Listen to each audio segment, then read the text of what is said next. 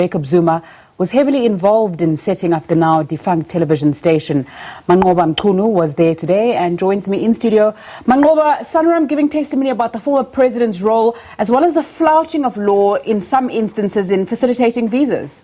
Indeed, that was some of the testimony that we heard there from Sundaram today. Of course, saying that the president was more involved than known in the creation of ANN7, saying that he went as far as to go to meetings with some of the executives of ANN7 where they'll sit and basically discuss the plans of how the station will operate and also discuss how the content should be aired. And he did say that the president went as far as also giving his own input on how the station should be run, saying that it should not be a proper propaganda station or an outright propaganda station, but rather that it should also show some of his rivals, but not in a good light, but to also paint them in a negative light, but not to outright block them out of its news per se. So he says that the former president was deeply involved in the planning, and he says that at some point he was even asked on his advice on who should be hired, and that's why he suggested the name of Mzwanele Manyi, for instance, who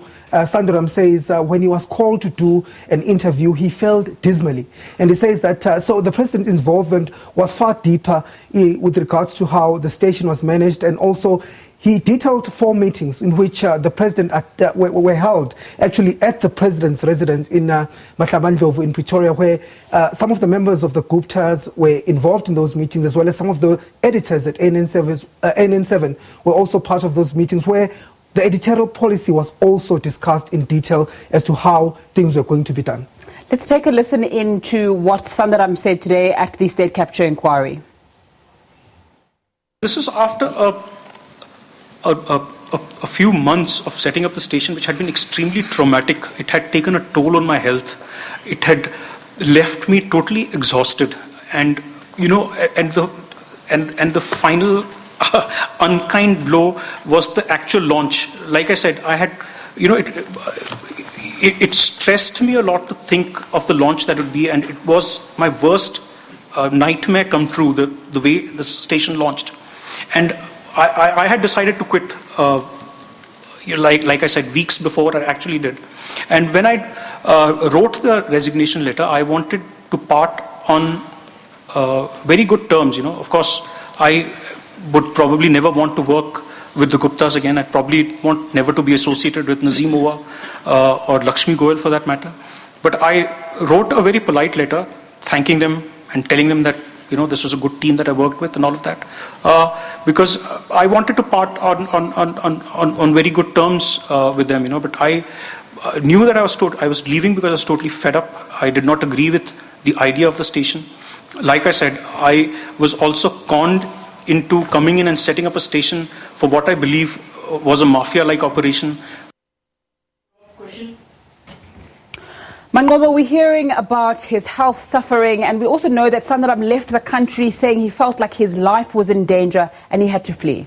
Well, of course, he went into detail about how he had been under pressure at the time from Atul Gupta to launch a station. He says that when the station launched, it was simply not ready to go on air. He says that even the cameras arrived on the last day before they went on air. So he says Atul Gupta, it was like he was a dragon breathing fire on his shoulders. That's how he described it, to say he was simply facing the most toughest time, and that the working conditions at the time were simply very bad for some of the staffers there, saying that even some of the South African reporters there that were working there were under immense pressure to deliver. And he says that, really at that time he felt that, he was really in a bad situation. That's why his health also took a turn for the worse. He says that he also regrets deeply having worked for ANN7. He says that it's one of the things that he regrets, because he says during the launch, he could foresee that there was going to be a disaster when they launched.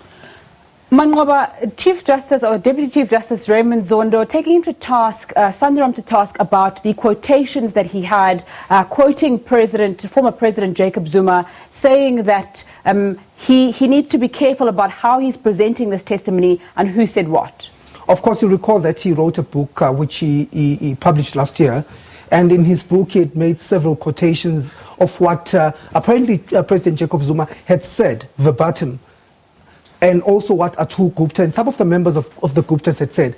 But when asked by the chair on whether these were direct quotations from those individuals, of course, he had a difficulty there explaining, because he says he says these were not direct quotations, but he was just trying to allay a narrative of what had happened. Of course, he got a tongue lashing from the judge, who says, as a senior journalist, as an editor, you should know better than that you can't put words in people's mouths.